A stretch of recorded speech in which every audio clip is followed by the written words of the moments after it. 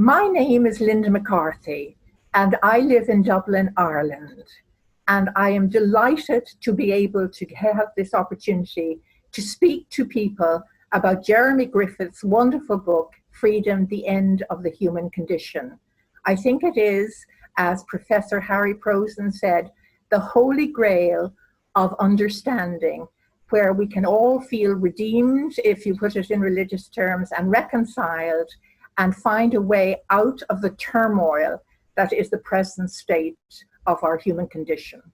What I really hope to do is to have a website in Dublin, in Ireland, the World Transformation Movement, and to connect with people who are struggling in their lives to try and make sense of their journey. And I feel that the book, Freedom, the End of the Human Condition, is the source of that wisdom. And the greatest wisdom of all, as T.S. Eliot said, is humility, and humility is endless. So I wish to be a channel for Jeremy's work and to invite as many people as possible who might be interested in joining the World Transformation Movement to see that this is the ultimate work that can save their lives. I was browsing through the internet and I saw a video of the launch of Jeremy Griffith's book in the Royal Geographical Society in London, and I thought, this sounds really interesting. I just thought he was just so authentic and full of integrity and such a profound speaker. And I listened to the whole launch and Tim McCartney Snape, and I just thought I have to go to the website, which I did, the World Transformation Movement website, which is a wonderful resource center, a library for research into the exploration of the human condition. And I was thrilled with that, and I was really deeply impressed by Jeremy Griffith and the depth of his authenticity and his integrity in deliverance and his demeanor, just a wonderful person. And I just thought, this is a genuine human being on a mission. This book to me is, well, I couldn't really say what it is to me, is one of the most exciting discoveries I have come across on my inner journey. And I can only really reiterate what Professor Harry Prosen said about this book. And he said, I have no hesitation. And I think, yes, this is true. I have no hesitation in saying this is the grail. This is the Holy Grail of understanding that we have all been searching for.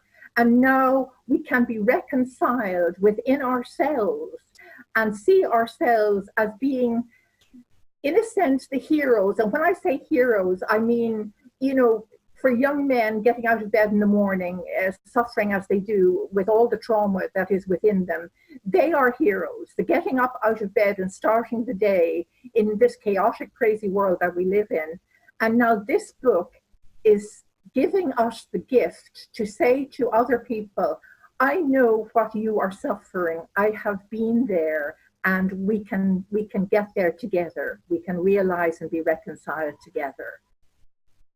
I am very upset and concerned about younger generations, from people as young as 13, 14, 15 onwards, and to see such desolation within human beings and the struggling and the despair makes me feel that there has to be something, there has to be some understanding where we can acknowledge and validate. We can say to somebody, I know, I have been there because I have been there. I know what it's like to suffer in that way. 𝐼𝐸 had said that the most obvious thing about the human condition is that we are invisible to each other. And, to see a struggling soul, a struggling human being, and to know that whatever is going on inside them, all this turbulence and turmoil is invisible to us, but we can know that there is a reason for it, and we can help them to find a way out of that chaos in their lives. And so I did philosophy and sociology.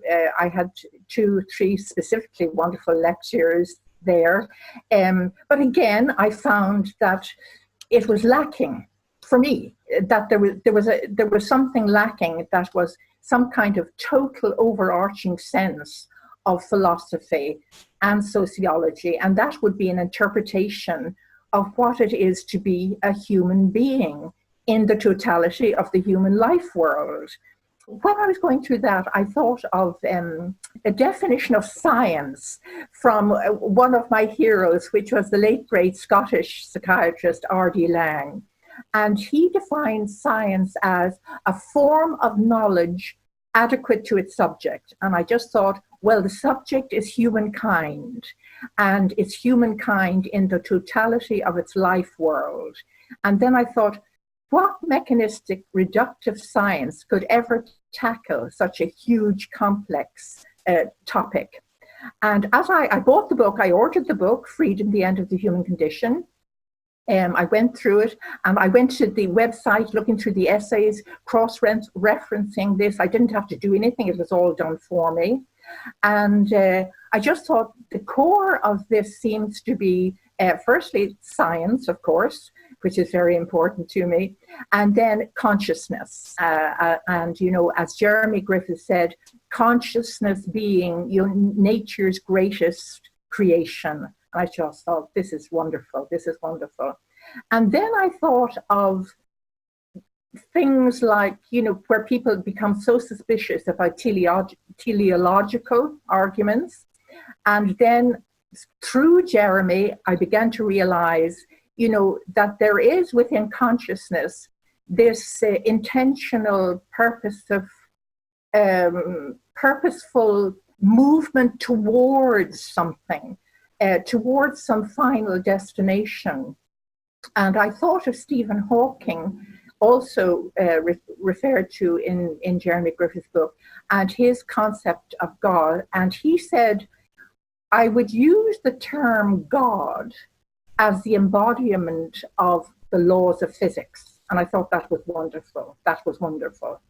And then I thought of negative entropy, and how negative entropy with regard to consciousness, which is everywhere, but in regard to human consciousness, that it is that capacity of consciousness to assimilate greater orders of understanding and information, if you like, and to create higher, more integrated patterns of understanding. And I just thought that was wonderful.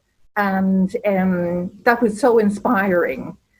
So consciousness being the core of it, physics and biology being the base, and the ontological totality or holistic being of creation or existence, you know, we are within the midst of that searching.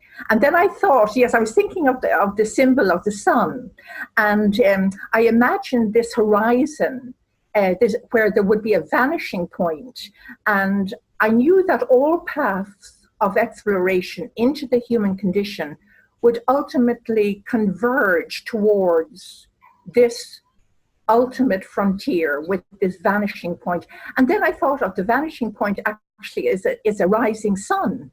So I sort of said, gosh, this is a fantastic radiant symbol. If you like, throughout my life, I've had partial interpretations of this, partial understandings of that, nothing that had an overarching sense of the integrated meaning of things. So that symbol to me is that movement towards what can be reconciled within the human consciousness that suffers from this, if you like, in religious terms, divine discontent, you know, and divine disconnection. And that to me is the essence of, I think, what Jeremy's work is for me. There's a lot of confusion and conflict, you know, there's a lot of, as Jeremy says, you know, this book is not about ideology, you know, it's not about religion, it's not about faith. It is about all those things in a certain perspective, but it's not dogma, it's not doctrine, it's not religion, it's not ideology, it's not the evasive mechanistic science that reduces everything, you know, and hasn't the capacity to comprehend the the wholeness, the holistic sense of our being. And, you know, that's what Jeremy Griffith's work does. And I think it's so powerfully important to recognize that. For me, it is that inner sense of, as I would term in religious terms, divine discontent, that you feel in your heart and soul that you've only been given piecemeal explanations, you know, and all these partial understandings, they don't cohere.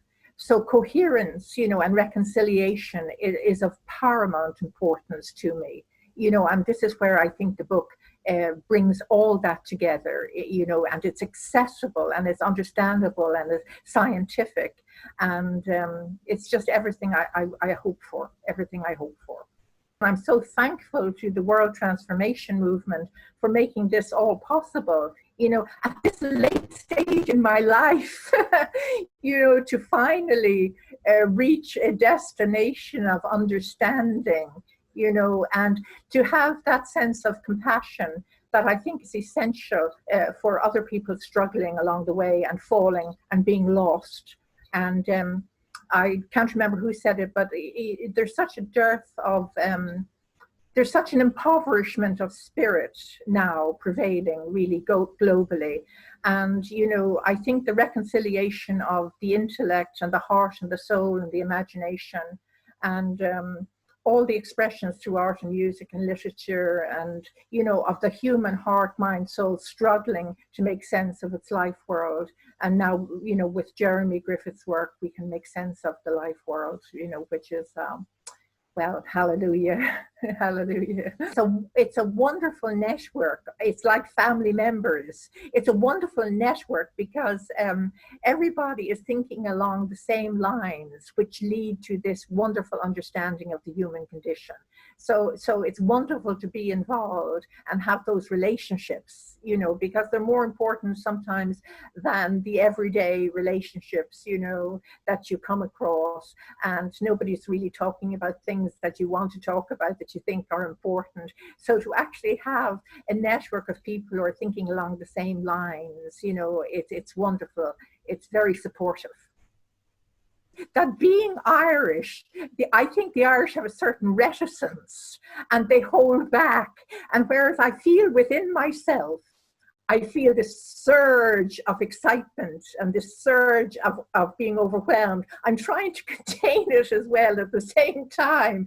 So it's difficult for me, you know, because I do have that reticence, and so it's very hard for me sometimes to express the exuberance, you know, that I feel, but I do feel that, you know, it's an ebullience of joy, an ebullience of joy.